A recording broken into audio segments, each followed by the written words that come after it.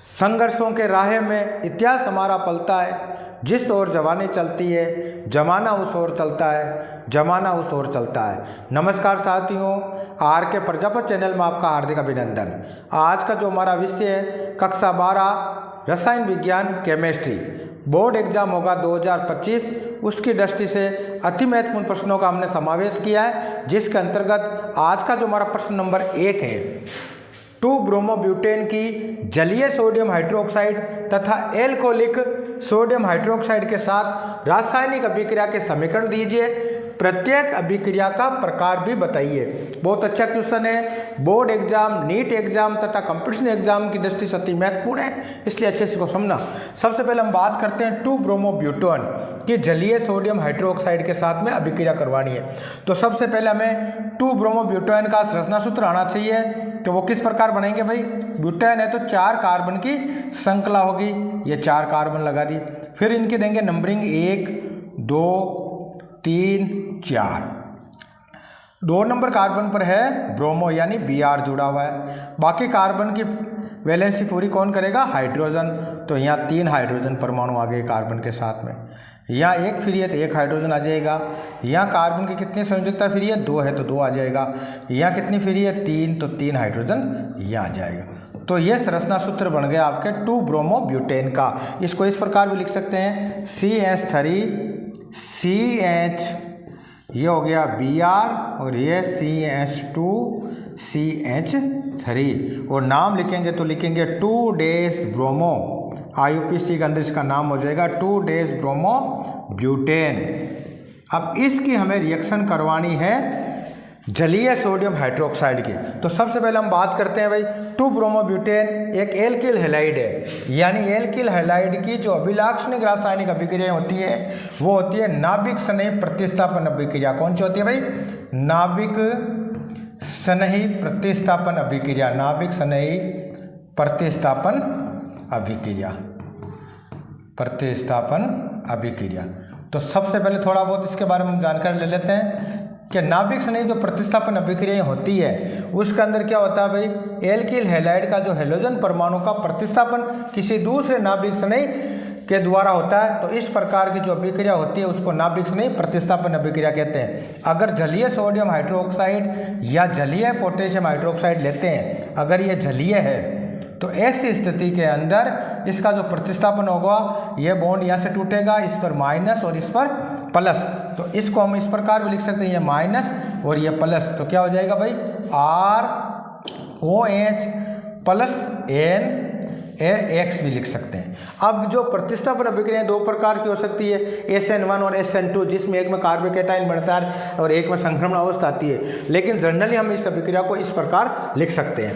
अब रही दूसरी बात, अगर जलीय KOH है तो भी प्रोडक्ट यही बनना है, ये ध्यान कर लेना पड़ेगा, जिसके अंदर एल्कोहल बनेगा।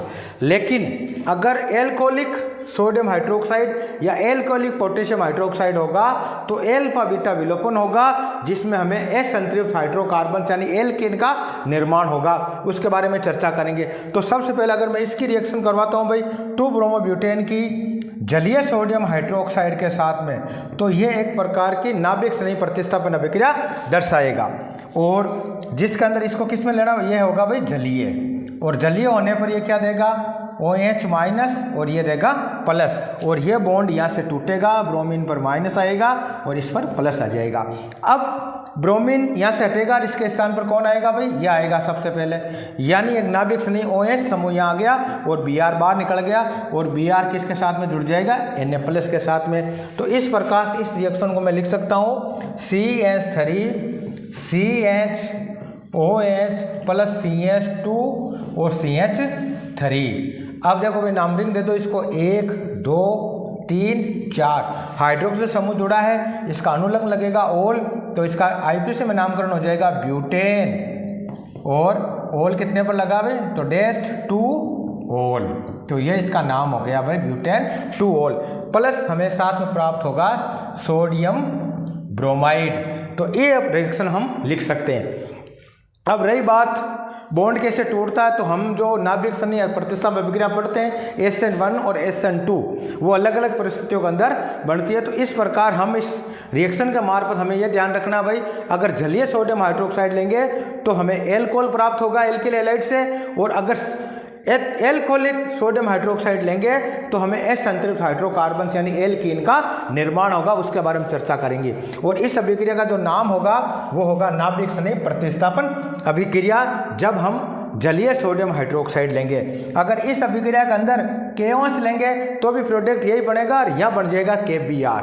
आगे भी समझ में। अब हम बात करते हैं एल्कोहलिक सोडियम हाइड्रोक्साइड के साथ रासायनिक अभिक्रिया का समीकरण। तो इसको किस प्रकार लिखेंगे, तो सबसे पहले लिखेंगे 2-ब्रोमोब्यूटेन CH3CH, यहाँ जुड़ा हुआ Br, यहाँ CH2 और ये हो गया CH3। अब की बार जो इसकी रिएक्शन है वो एल्कोहलिक सोडियम हाइड्रोक्साइड है, यानी एल्कोहलिक सोडियम हाइड्रोक्साइड। तो सोडियम हाइड्रोक्साइड के अंदर ये जो अभिक्रिया दर्शाएगा वो विलोपन अभिक्रिया दर्शाएगा। कौन सी दर्शाएगा भाई, विलोपन अभिक्रिया।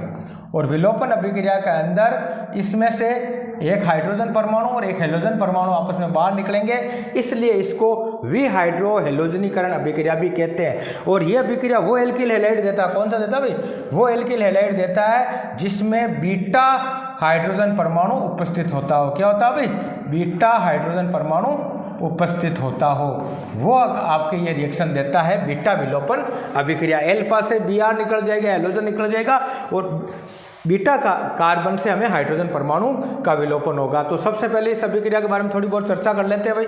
अगर मैं इसकी बात करता हूँ, इसकी भी 3 प्रकार की रिएक्शन होती है, लेकिन बोर्ड एग्जाम की दृष्टि से आपको समझाने के लिए ये प्रक्रिया मैं काम ले रहा हूँ, इसको थोड़ा अच्छे से समझ लेना आप।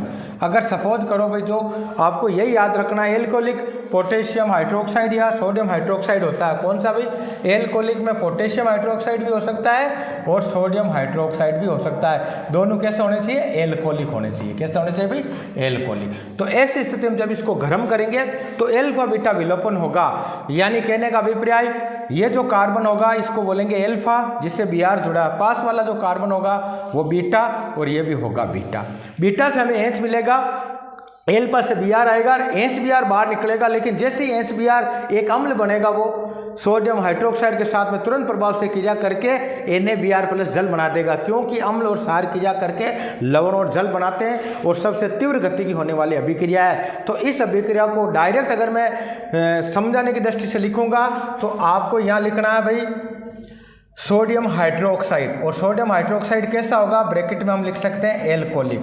और जब एल्कोहलिक होगा, जब इसको गर्म करेंगे तो हमें क्या प्राप्त हो जाएगा भाई, H+Br। HBr बाहर निकलेगा, लेकिन वो NaBr के साथ में रिएक्शन कर लेगा, क्योंकि मैं इस पर समझा सकता हूँ भाई HBr+ सोडियम हाइड्रोक्साइड, अम्ल और क्षार की जो अभिक्रिया, यह क्या है भाई, अम्ल, और ये क्या है, क्षार। और अम्ल और क्षार की जो क्रियाएं होती है वो तीव्र गति की अभिक्रिया होती है, जिसमें बन जाएगा NaBr+ जल।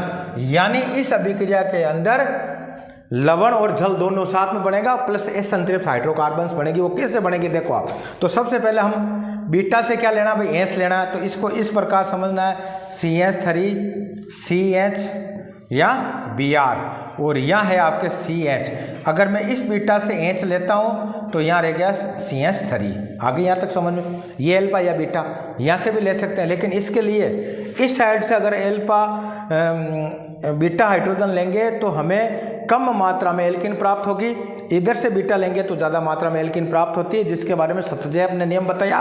क्यों, हमें जो एंस लेना है वो लंबी एल्किन श्रृंखला से लेना, उसका जो उत्पाद बढ़ता है वो ज़्यादा मात्रा में बढ़ता है।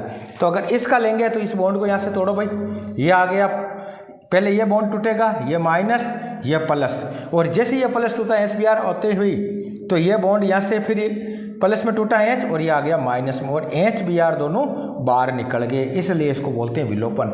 जैसे ही HBr बाहर निकलेंगे वो सोडियम हाइड्रोक्साइड के साथ में क्रिया करके लवण और जल बना लेगा। आगे समझो भाई। तो हम इसको ऐसे भी लिख सकते हैं, क्या निकला भाई, पहले HBr और ये इसके साथ में रिएक्शन करेगा तो क्या बनेगा, NaBr+H2। अब पीछे क्या बचा, यहाँ प्लस या माइनस, और प्लस माइनस मिलकर एक बॉन्ड बन जाएगा, जिसको हम इस प्रकार पे लिख सकते हैं। देखो भाई, CH3CH डबल बॉन्ड CH और CH3। IUPAC में इसका जो नामकरण होगा उसको लिखेंगे ब्यूट, और कितने नंबर पर डबल बॉन्ड है, 2 पर, तो ब्यूट 2 इन हमें प्रोडक्ट प्राप्त होगा। और अगर यहाँ से हम बीटा हाइड्रोजन लेंगे, अगर यहाँ से बीटा हाइड्रोजन लेंगे तो प्रोडक्ट क्या बन जाएगा वो भी देख लो। तो मैं इसको लिखूँगा CH2, ये हो गया H, ये हो गया CHBr और ये हो गया CH2CH3, 2 ब्रोमोब्यूटेन यही, लेकिन यहाँ से ब्रेक करूँगा, ये माइनस, ये प्लस और ये HBr आ गया। अब डबल बॉन्ड कहाँ बना, इन दोनों के बीच में बना, तो इसका जो प्रोडक्ट बनेगा वो हो जाएगा CH2 डबल बॉन्ड CH और ये हो गया CH2CH3 और इसका नाम हो गया ब्यूट-1-ईन, ये इसका IUPAC में नामकरण हो गया।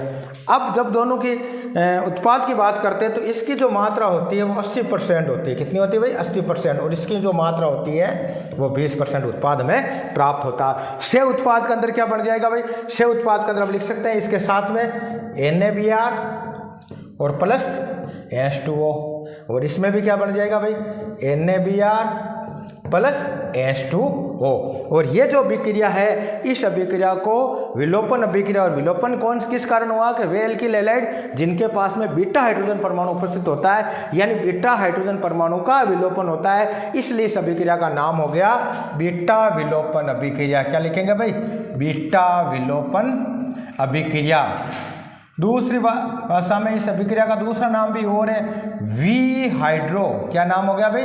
विहाइड्रो हेलोजनीकरण अभिक्रिया भी कहते हैं, विहाइड्रो हेलोजनकरण,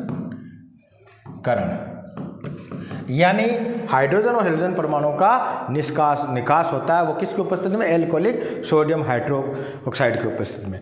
तो ये जो अभिक्रिया थी ये बोर्ड एग्जाम की दृष्टि से अति महत्वपूर्ण थी।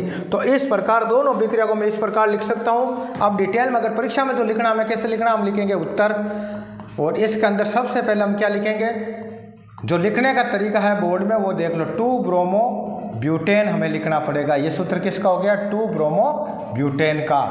अब पहली बार में हम रिएक्शन कराएंगे जलीय सोडियम हाइड्रोक्साइड, और जलीय सोडियम हाइड्रोक्साइड के साथ में जब रिएक्शन कराएंगे तो हम लिखेंगे ये एल्कोहल बन जाएगा। तो CH3CH और यहाँ आ गया OH, ये CH2 और CH3, और इसका जब नामकरण भी देना पड़ेगा, प्लस साथ में क्या बनेगा भाई? NaBr, तो हम यहाँ लिखेंगे NaBr। तो इस अभिक्रिया का नाम हो गया नाभिक स्नेही प्रतिस्थापन अभिक्रिया, और नाम भी हमें परीक्षा में लिखना पड़ेगा। इसको लिखेंगे 2 ब्रोमो